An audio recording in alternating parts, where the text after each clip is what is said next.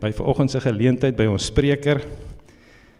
En dit is vir my 'n voorreg om 'n besonderse individu, 'n unieke individu vanoggend aan u voor te stel. In die persoon van Frikkie Mulder. Nou, u moet my nou net so 'n oomblik vergun om hierdie stelling van my te staaf. So Frikkie praat al 11 landstale. En dit is nou die graad 1 gedeelte vir hom. Verder ook Russies, Oekraïens, Duits, Nederlands en Frans. So verlede Sondag het ons 'n Franse insetsel gehad en gelukkig kon Frikkie dan vir ons dit uitlê en verklaar. Nou die hoërgraad gedeelte is, daar benewens is hy ook magtig in Grieks, Hebreeus, Latyns en Arabies. Nou party van ons praat 20 tale, ander kan tot 20 tel. So nou Frikkie, volgens hom is sy Arabies nie op standaard nie. Frikkie, ons vergewe jou daai ene, hoor. Nou ja, benewens sy taalvaardighede kan hy ook sing. Van ons ouer garde mag dalk die Mulder broers onthou. As seuns het hulle gesing 83 tot 98. Frikkie het ook in sy eie serie uitgegee so 2009 onder die titel van Oom Paul. En daar's 'n pragtige lied oor Paul Kreer geskrywe op hierdie serie. Nou ja, daar's ook 'n liedjie oor evolusie. En ons as gesin het toe besef dat ons al die jare hierdie woord verkeerd uitgespreek en gespel het. Nadat ons nou hierdie liedjies geluister het, besef ons toe ons moet 'n aanpassing maak. Dit is die spelling en die uitspraak, en ons het dit so gedoen. Ja, Frikkie, as jy nou in goeie geselskap verkeer soos joune, dan smeer jy die taalvaardighede af op jou. En het ek nou al 'n paar Latynse woorde myself geleer op hierdie serie. So as u nou daai woorde kan lees en uitspreek, dan kan ek nou vir u sê, welcome to the Latin Club. So. In kort, praat met hom en kry hierdie serie by hom. So 'n bietjie nader aan vanoggend, Frikkie het ek 'n groot liefde vir Zulu en hul geskiedenis, en hy verwerf 'n BA graad hierin aan die Universiteit van Pretoria, aan dieselfde universiteit ook 'n graad in teologie, en dan ook later 'n meestersgraad in teologie by Potch. En dit is juist as gevolg van hierdie liefde en agtergrond wat ons hom genader het om vir ons vanoggend meer toelichting te gee oor Bloedrivier uit 'n Zulu perspektief. Nou ja, vriende, dis 'n perspektief soos wat hulle belewenis daar was, 16 Desember 1838, nie 'n perspektief soos wat ons vandag beleef wat gepolitiseer is nie. Ja, vir my sal dit die eerste keer wees om so iets te hoor, en ek sien baie uit daarna. Frikkie, baie welkom, bly is hier en seën vir jou. Ons gaan net gou een oomblik net gou die slide toets en dan sal Frikkie voortgaan.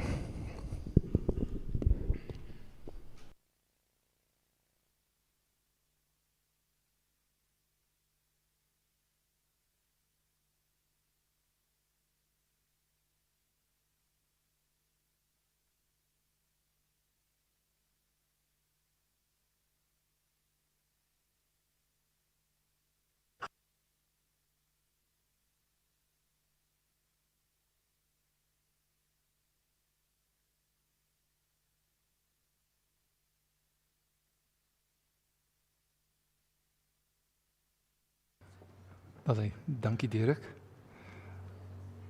Goeiemôre vriende, ek het vanoggend 'n vriend hier vanoggend wat ek by die Tafelberg gemeente 'n paar Sondae gelede ontmoet het, genoem die 4 evangelies in die Nuwe Testament. Dalk weet jy dit, maar die eerste 3 staan bekend as die sinoptiese evangelies, wat beteken hulle kyk saam na die lewe van die Here Jesus Christus. Synopties, sun is saam en opties is om saam te sien. En dan het jy die Johannes Evangelie wat heeltemal apart staan van die eerste 4. En dit wil voorkom asof die Johannes Evangelie invul veral wat die eerste 3 nie genoem het nie. So mense vind gedurig dat dieselfde gelykenisse ensovoorts in die eerste 3 genoem word en dan die Johannes Evangelie wat nie genoem is nie. Natuurlik is daar ook oorvleeling. En ek wil vir u sê, ek dink die moeilikste ding van 'n persoon wat na die geskiedenis kyk is, en om dit oor te vertel, is dalk nie om die waarheid te praat of nie te jok nie. dink een van die moeilikste dinge is daar soveel waaroor 'n mens kan praat en dit is om te selekteer, om te besluit maar waarop gaan jy fokus. So jy sal sien en wat jy vanoggend gaan hoor is die fokus dalk nie presies in die storielyn presies soos wat u dit dink of dalk verwag het nie. Dit is inderdaad van 'n Zulu perspektief, maar ook om die twee wêrelde, gemeenskappe, volkere wat veral betrokke was by Geloftefees en die slag van Bloedrivier toe te lig. So ek bid dat dit vir u tot seëning mag wees. Ek het so 'n halfuur om met u te praat. Ons het so 28 skyfies om deur te werk. So as ek mooi by my tyd hou, behoort dit so in die omgewing van so 'n minuut per skyfie te wees. Nie presies nie, partykeer dalk so 'n bietjie oorvleuel. Goed.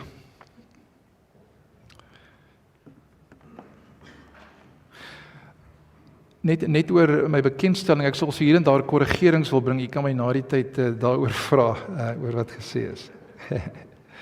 Goed, Geloftedag en die slag van Bloedrivier, 16 Desember 1838. Weet ek wil onmiddellik wegspring deur die bietjie van die militêre agtergrond van die twee volkere wat betrokke is by Bloedrivier aan u te noem. Ons het die trekkers en dan die Afrikaners wat dan veral die nasate van die Nederlandse immigrante na die Kaap toe is. Die Nederlanders daardie tyd betrokke in die 80-jarige oorlog teen Spanje. U sien die datums daar. Met ander woorde, dit was ook mense wat in hulle geskiedenis nooit pasifisties was nie. Pasifisties, met ander woorde mense wat uit beginsel uit nooit enige geweld goedkeur nie. Selfs om jou en jou vrou en jou kinders te verdedig nie, 'n pasifist sal die deur oopmaak of as die persoon inkom en sê luister, ek gaan vir jou liefde wys en dan as dit die einde van my gesin is, dan is dit hoe dit is. Die trekkers en dan ook hulle voorouers was nooit pasifiste nie. Met ander woorde, waar dit kom om te verdedig, is daar 'n erfenis in terme van om ook op die regte manier jou gesin te verdedig. Dit was die nasate van hierdie mense. Aan die ander kant dan, as ons kyk na die Zulus, dan praat ons van 'n volk wat gesmee is deur Shaka, Ga Senzangakona as 'n krygernasie. Die Ga van Senzangakona beteken maar bloot die seun van Senzangakona. Die Zulu mense hou baie daarvan om as hulle na hulle konings te verwys, om nie op die naam te noem nie, maar om te verwys wie se seun was hy, wie was sy pa gewees. So dis die twee kante, ook 'n krygernasie, die Zulu mense. Ek wil vir u lees die laaste woorde soos wat dit in Zulu bronne voorkom van Shaka, Gasenzangakona. Ek gaan dit vir in Zulu lees. Ek lees ook vir u die vertaling.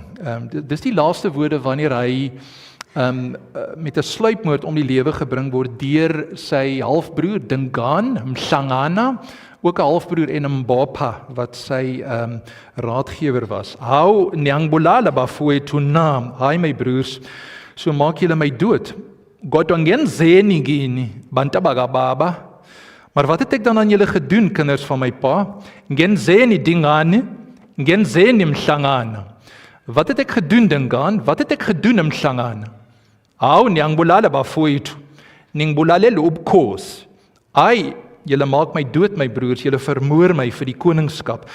En nou wil ek jy moet mooi luister na die volgende woorde, want dit is baie belangrik vir die gebeure wat volg. Kodwa ngeke nilibuse, ziyeza inyoni, inkonjane zezulu, jama ngeke nilibuse, liyobuswa yizinyoni. Jy moet mooi luister, hierdie is die laaste woorde dan, maar julle sal nooit die land regeer nie. Die voëls is op pad, die swaals van die hemel. Ek sweer by Jama, julle sal dit nooit regeer nie. Dit sal deur die voëls regeer word. Ek kan vir u tussen hakkies noem dat hierdie woorde, ngeke nilibuse, julle sal nooit die land regeer nie, het ek in my voorbereiding die afgelope week, het ek weer op sosiale media, het ek gelees, met die struwelinge, jy mag dalk daarvan bewus wees, in die Zulu koningshuis, in ons eie dag, die afgelope week nog, onsekerheid daarin, skryf 'n persoon op sosiale media, maar julle moet onthou, dat daar gesê is, julle sal nie die land regeer nie. Ngeke nilibuse. Die swaals van die hemel sal dit regeer. En dan die swaals hier verwys na die van westerse erfenis, wat oor die see gekom het, die swaals, nie van hier af is nie.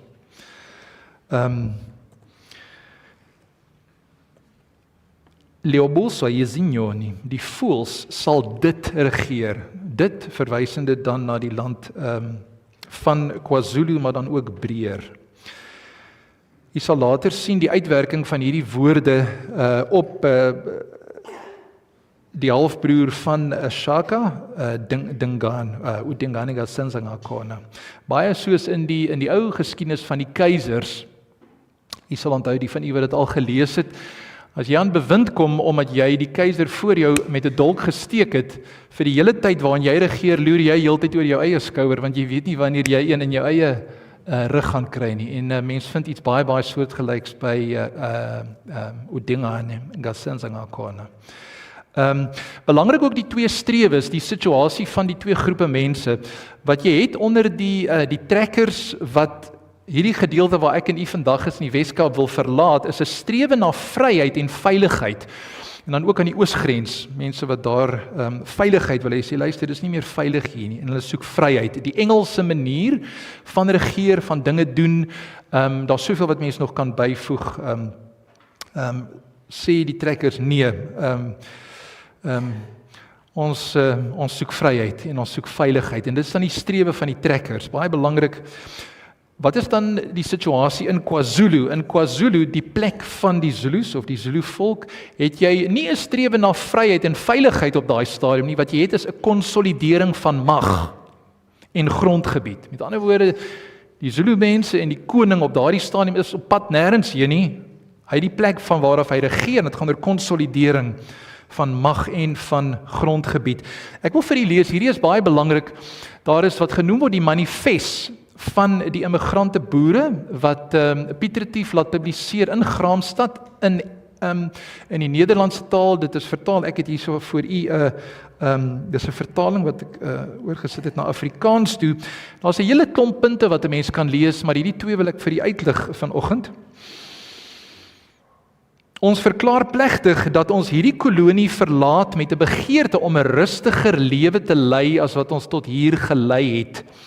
Ons sal geen mense skade aandoen nie, of hulle van die kleinste eiendom vervreem nie, maar as ons aangeval word, sal ons onsself volkome geregverdig beskou om ons persone en ons persoonlike besittings tot die uiterste van ons vermoë teen elke vyand te verdedig.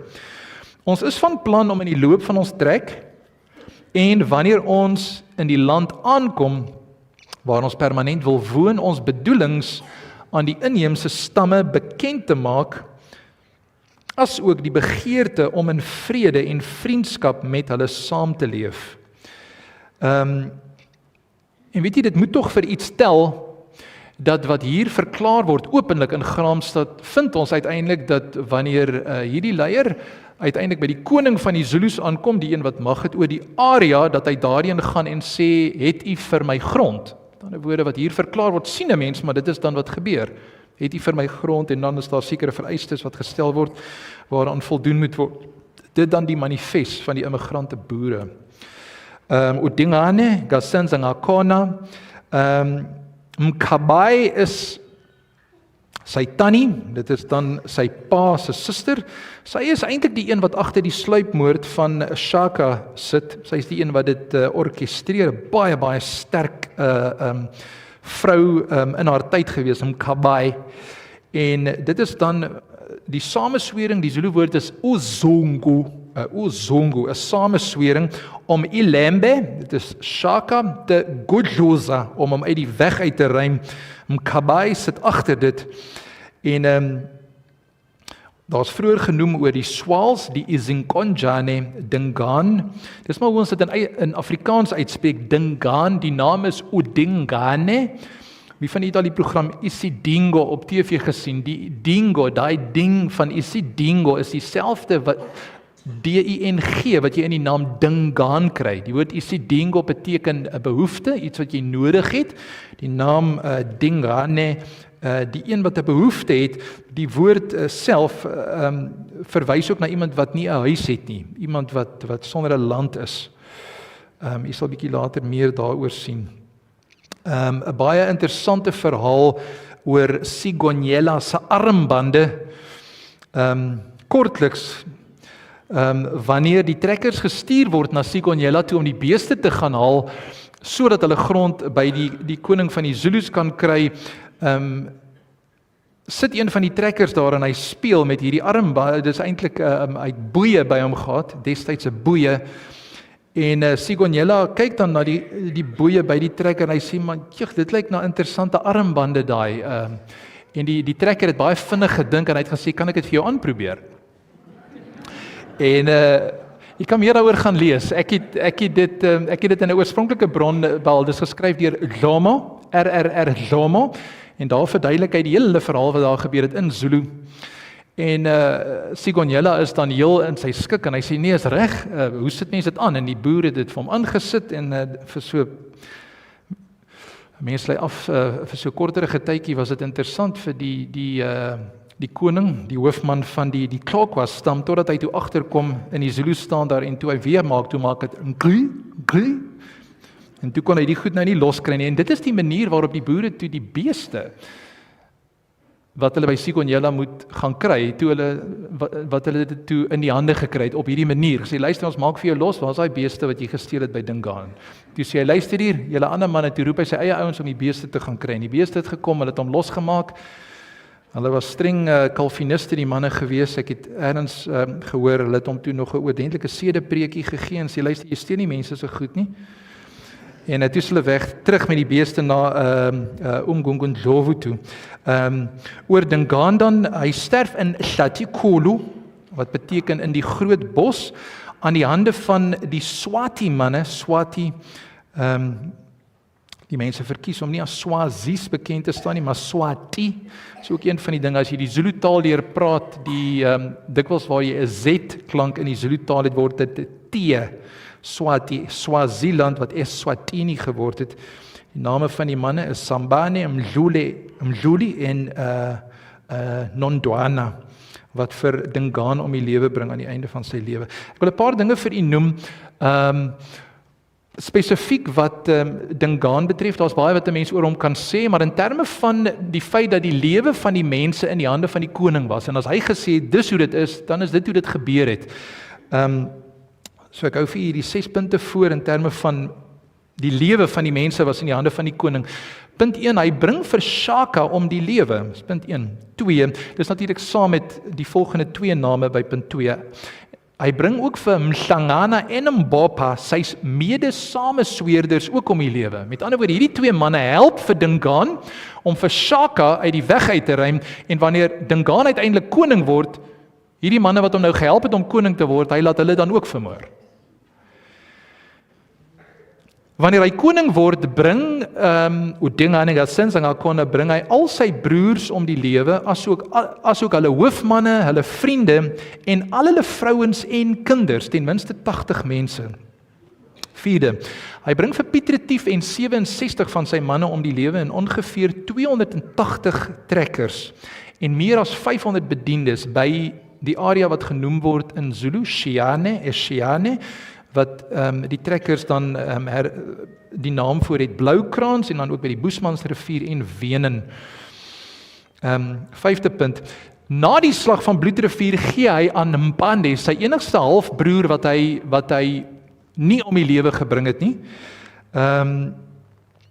gee hy aan hom beeste met die doel om hom om die lewe te bring. En Mpande word dan gewaarsku deur die hoof van die Zulu weermag, Undlela, oor wie ons nou 'n bietjie meer gaan leer, om nie te gaan dankie sê vir die beeste wat hy by Dingaan gekry het nie. Dis hoe jy jou lewe gaan verloor, Mpande. En dis dan ook hoe hy dan wegbly. Gaan sê nie dankie vir die beeste wat hy by Dingaan kry nie. Laaste hier, so daar's nog baie ander name wat 'n mens kan noem. Hy bring ook vir Undlela Gasompesi, dit is sy hoofveggeneraal, wat gedateer het uit die tyd van Shaka uit. Hy was ook die hoofveggeneraal by Bloedrivier gewees. Undlela Gasompesi hy was die Indunankulu, die premier in Afrikaans sal ons sê, bring hy om die lewe. Dit is Dingaan. So 'n bietjie meer oor die hoofgeneraal, die veggeneraal van die van Shaka, wat dan ook Dingaan se hoofveggeneraal word, Indunankolo, Undlela Sompesi, Ntuli. Hy was onder Shaka Gassenzangakona 'n magtige held en kryger en word later deur Dingane Gassenzangakona aangestel as sy Induna Nkolo. En hy is dan ook die omkhuzi wa Mabuto Zulu. Om te kuza is om te vermaan, dit is die een wat oproep. Wa Mabuto van die krygers, hy is die oproeper van die krygers van die Zulu volk. Sy veldtog teen die Matabelees in 1837 was onsuksesvol. Dit is nog voor die groot trek begin. 1837, dit was onsuksesvol. Hy is die hoofaanvoerder van die 16.000 krygers by die slag van Ngame, of wat later die naam dan Bloedrivier kry. Die naam Ngame kom van die Zulu werkwoord om te komplimenteer, Ngama, ugu Ngama. In Zulu is daar die uitdrukking into entle, I ding ook nganywa, iets wat mooi is, verdien om gekomplimenteer te word. Mens lei af uit die naam Ngame, wat die rivier betref, dat dit 'n rivier was wat komplimente werd was. In daardie tyd was dit dan veral die meisies, die Zulu dogters wat sal gaan na die rivier toe en die water skep en dit dan vat na hulle huishoudings toe. So mense lei af, daar was oordentlike water, drinkbare water, dis die naam van die rivier. Tot vandag toe verwys die Zulu mense na daardie slag as Impi Yasengame, die slag wat plaasgevind het by die Ngame spruit. Die Afrikaners wat nie kan Zulu praat nie, hoor 'n mens aan hulle uitspraak van daardie woord. Hulle praat van nkame, maar die C-letter in Zulu is daardie geluid wat die oupa vir sy kinders en ook in Afrikaans maak, as hulle maak daai ngame.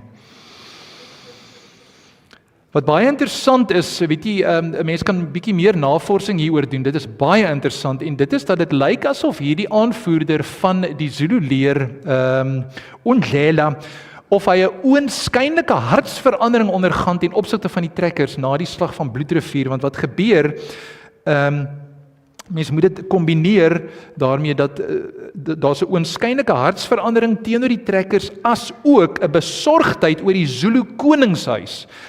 En daarin moedig hy vir Mpande, die enigste oorlewende halfbroer van Dingaan, moedig hy hom aan om oor te gaan na Ungalonkolo toe.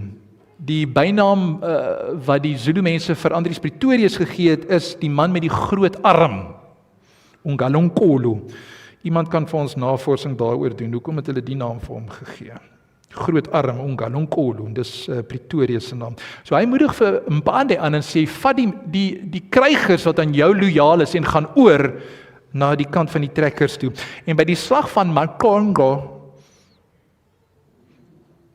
'n onderhoud geluister van iemand by die Voortrekker monument wat praat van die slag van Makonko. Jy onthou ons het daai tyd nog gepraat van, hy praat Koza, of mense praat die Koza taal. Hierso het ons wat eintlik Xhosa is, nee, is Xhosa, en dis die slag nie van Makonko nie, as hy gereed is om te probeer die slag van Makongo. By daardie slag hou hy Dingaanse krygers terug,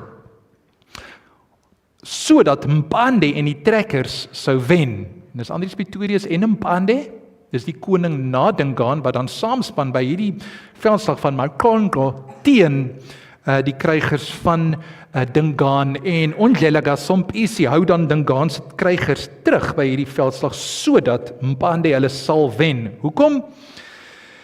Want Mpande het kinders gehad, hy het seuns gehad, maar nie Shaka of Dingaan het kinders gehad nie. So Undlela dink aan die voortbestaan van die Zulu koningshuis in hierdie besluitneming van hom. Hy word dan na die slag van Makongo word hy deur Dingaan tereggestel, wat hom dan stadig met beesrieme laat verwrig. Undlela Gasompisi word vereer as die een wat die voortbestaan van die Zulu koningshuis verseker het.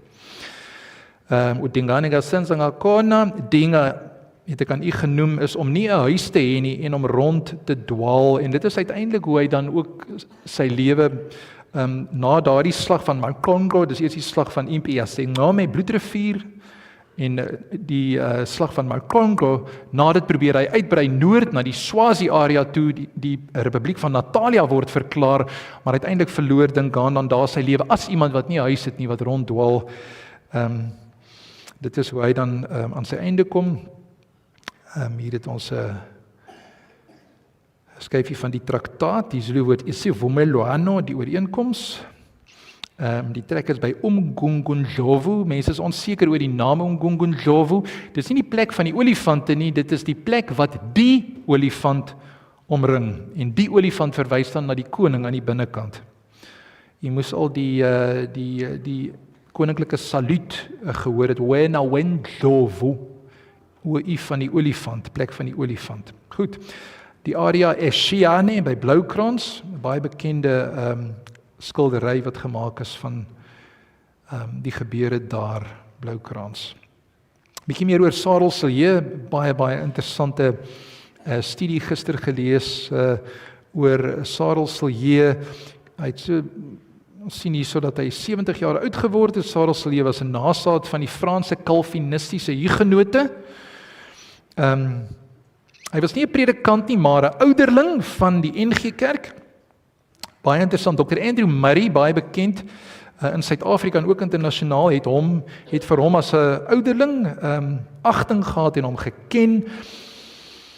Op 'n stadium is hy op 'n skip, die Waldensian, klim hy op 'n skip en op pad na die Kaap toe, na die Kaapse Synode toe, sink die skip.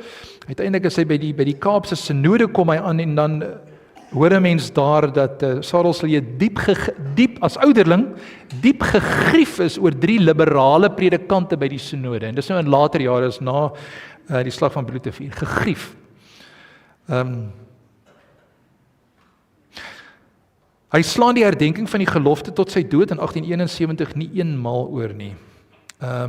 Andries Pretorius, hy het vroeër ervaring opgedoen in gevegskonfrontasies aan die oosgrens. Sarel Silje oortuig hom om te trek. Hy sluit hom eindelik by die trekkers in KwaZulu aan. En hy word vinnig verkies as hoofkommandant. Die gedagte om die Here in gebed aan te gryp en om in dankbaarheid die eer vir 'n oorwinning aan hom te gee, ontstaan by Andries Pretorius. Hy is dan ook die strateeg by die slag van Bloedrivier. Hy is een van die 3 manne wat gewond is in die geveg.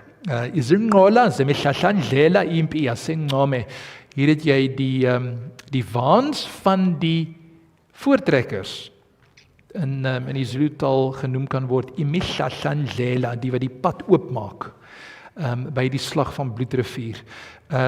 Hierdie waans dan spesifiek opgerig, bronswaans, in 1971, 64 waans daar, wat dan ook die jaar is, interessant genoeg, 1971 die jaar waarop koning Goodwill Zwelithini die troon bestyg het, eintlik so van 68 af, maar dan in die oop te kom, so vir 3 jaar is hy onder die Amandebele mense van die Transvaal, 1971.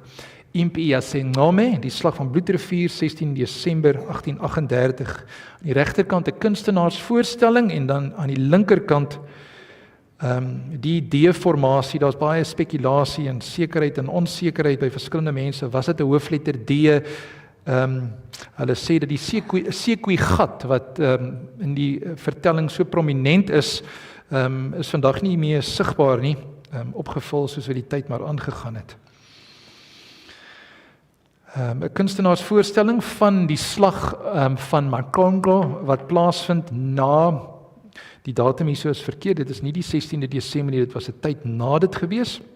Slag van Makongo, dan met Andries Pretorius en van die trekkers en dan Mpande met so min of meer 5000 man teen weer 'n 5000 man van Dingaan se manne wat Dingaan dan verloor. 'n kunstenaarsvoorstelling van die einde van die veggeneraal van Dingaan Ondlela Sompesi, sy einde, soos wat jy daar kan sien, as jy kan uitmaak wat daar voorgestel word. 'n baie interessante feit, jy mag dit interessant vind, is dat die eerste Zulu Bybel word in 1883 gepubliseer en dit is 50 jaar voor die Bybel in Afrikaans verskyn. Met ander woorde, 50 jaar voor die Bybel in Afrikaans verskyn die eerste vertaling van die Bybel in Zulu. Dit is die jaar 1883 waarin koning Cetshwayo oorwin word in 'n burgeroorlog. Hy sterf in 1884, 'n jaar daarna. Natuurlik het die trekkers het hulle 'n Bybel gehad. Dit was dan die Statenvertaling, maar die eerste Afrikaanse vertaling dan so 50 jaar na die eerste Zulu vertaling, 1883. Koning Dinuzulu is die derde koning na koning Dingaan. So jy Dingaan, dan het jy Mpande, Cetshwayo en dan isiZulu, maar die eretitel van die Zulu koning is isiZulu Dinuzulu. Ek gaan vir u die eerste paragraaf lees met die vertaling. Ngomhlaka 21 kaNhlangulana ngo-1888 isiZulu uDinuzulu sabe inkosi yamaZulu yokuqala ukuthandaza kuNkulunkulu osiquntathu egameni likaJesu Christu. Vertaling: op die 21ste Junie 1888 het koning Dinuzulu die eerste koning van die Zulus geword om te bid tot die drie-enige God in die naam van Jesus Christus. Umshumayeli wesilo umfundisi uPaul Mthimkhulu wafunda umbhalo ongcwele. Dit was by Mahlabathini en die koningse predikant Paul Mthimkhulu het die heilige skrif gelees. Washumayele intshumayelo esilweni waze wathandaza isilo savuma inkolo yobuKristu. Hierdie predikant Paul Mthimkhulu het by hierdie geleentheid in 1888 'n preek aan die Zulu koning gebring waarna hy gebid het. Die koning het die Christelike geloof bely. In 1913, daar's 'n baie mooi verhaal oor die vriendskap tussen Louis Botha en koning Dinuzulu, waaroor jy bietjie meer kan gaan uitvind. Koning Dinuzulu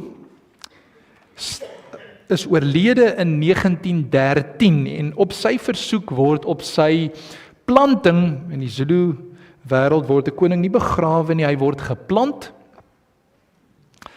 En dit is in die Zulu manier om eufemisties te praat, met ander woorde sagter oor dinge te praat. In Afrikaans doen ons dit ook. Ons praat eerder van hy is oorlede as wat ons dalk ander uitdrukkings sou gebruik dikwels. Op sy versoek vra hy dat hulle by sy waar hulle hom plant sal sing Masibonge uJesu ngoba wasifela. Laat ons Jesus dank, want hy het vir ons gesterf. Sal jy bietjie verder hieroor dink, dat die derde koning na Dingaan kom dan tot geloof in die God wat uitkoms gegee het vir die trekkers by Bloedrivier, van die wat hulle lewens bedreig het. Ek het die voorreg gehad om so vir 4 jaar die woord te bedien in KwaZulu-Natal, en om skouer aan skouer die woord van die Here in die Evangelie te verkondig. Daar is 'n predikant van die Gereformeerde Kerke, skouer aan skouer met wat ons dalk vandag sou noem die nasate van die wat buite kan die laar was op 16 Desember 1838, die nasate van. En nie net mense wat sê ek glo nie drie enige God nie, maar wat dieselfde belydenis gedeel het as hulle wat binne in die kraal was. Uit die aard van die saak was daar ook binne in die kraal was daar 60 Zulu mense gewees in die omgewing van onder 'n man met die naam van Alexander Bigger, 'n Engelsman wat sy 2 seuns verloor het vroeër. Maar hierdie manne, ek dink aan Dominee Sithole van KwaZulu-Natal, saam met wie ek die woord kon bedien, is mense wat ook hulle geloof bely in die Heidelbergse katekismes, die Dordtse leerreëls, in die Nederlandse geloofsbelijdenis. Iets om in gedagte te hou, geliefde mede-Afrikaner gelowige in die Here Jesus Christus. Ek vertrou dat jy glo.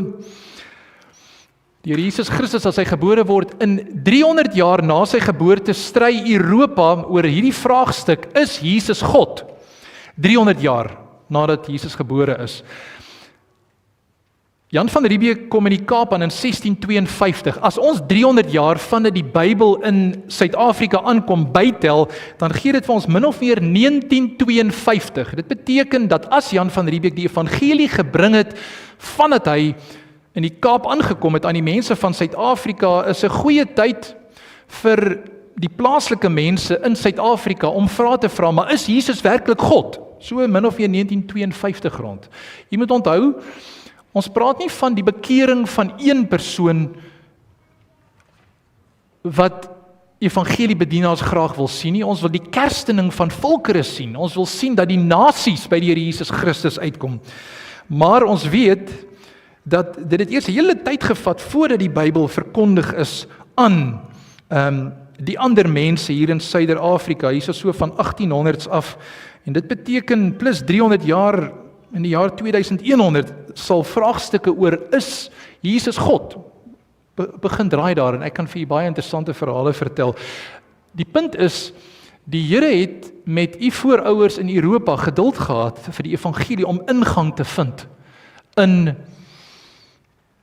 u voorouers se lewens. Mag die Here aan u ook die geduld gee en die deursettingsvermoë om voort te gaan om die evangelie te verkondig aan die mense hier in Suid-Afrika. Prins Mangosuthu Buthelezi, weet jy, my tyd is naby aan uitgeloop. Ek kan net vir u noem dat een van sy laaste liedere, gesange, hy as die Indunankulu van die Zulu mense, was die woorde Siyabonga Jesu, Siyabonga Jesu, Siyabonga Jesu, Siyabonga Jesu, Jesu usithethelele. Dankie Jesus, dankie Jesus, dankie Jesus, hy het ons vergewe.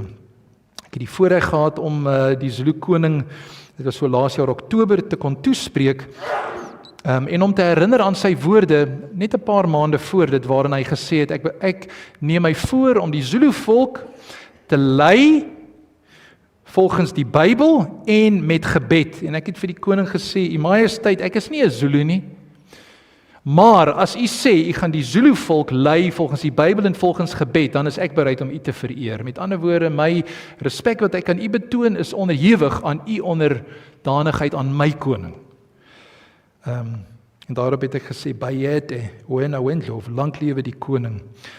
Geliefde vriende, wat was die uitkoms, wat was die hoofpunt van wat gebeur het op daardie dag toe daar beloof is? Ons sal hierdie dag onthou. En dit is dat die eer van die oorwinning, en dit wat ons doen, ook in die breër lewe, sal wees tot eer van die naam van God. As jy weer 'n R1 muntstuk vashou met daai springbokkie, lees dit vir u kinders. Sê vir hulle, my seun, daai Latyn, jy hoef nooit Latyn te leer nie, my kind, maar hierdie 3 woorde gaan ek pappa vir jou leer. Soli Deo Gloria. Dat ons hier geplaas is om te lewe en om die evangelie uit te dra, sodat God al die eer sal ontvang. Of jy dit dan eet en of jy drink of enige iets doen, doen alles tot verheerliking van God. Dankie.